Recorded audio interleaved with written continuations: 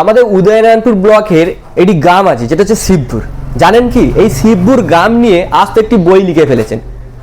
এই যে একদম আছি সুমনদাদের বাড়িতে, আর খুবই চেনা পরিচিত মুখ। এই যে বইটি কিন্তু লেখা হয়েছে, সবচেয়ে বড় উদ্যোক্তা হচ্ছেন কাকু, তাই তো?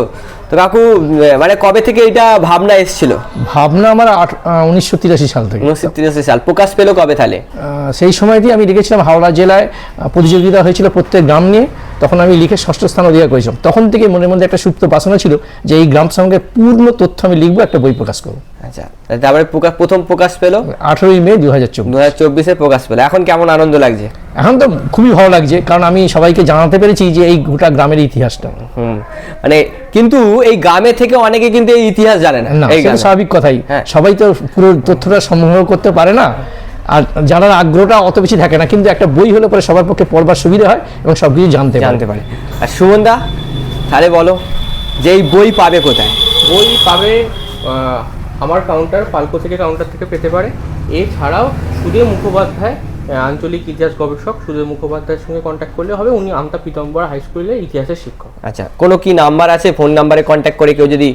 ফোন নাম্বারটা হচ্ছে 7318630150। আচ্ছা, এই যে আমরা একদম আছি, সুমনদার বাবা আছেন, একটি গ্রাম নিয়ে পুরোপুরি লিখেছেন। দেখুন এই যে বইটা কিন্তু আমরা হাতের সামনে এই যে বইটা দিয়েছি, এই বই না পড়লে একটি গ্রামের ইতিহাস কিন্তু আমরা জানাটা অজানা রয়ে যাবে। তো আপনারা আসুন পালকো, যেখানে সুমনদার বাড়ি থেকেও পাবেন।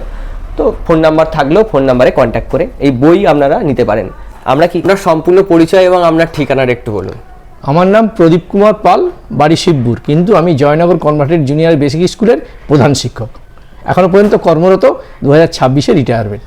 আচ্ছা, আমরা তো গ্রাম তো অলরেডি জেনেই গেছি, শিবপুর গ্রাম নিয়ে আপনি লিখেছেন, খুব ভালো লাগলো, অসংখ্য ধন্যবাদ। যারা শিবপুর গ্রাম থেকে ভিডিও দেখছেন তারা অবশ্যই ভিডিওটাকে শেয়ার করবেন এবং বইটিকে একবার হলেও সংগ্রহ করার চেষ্টা করুন।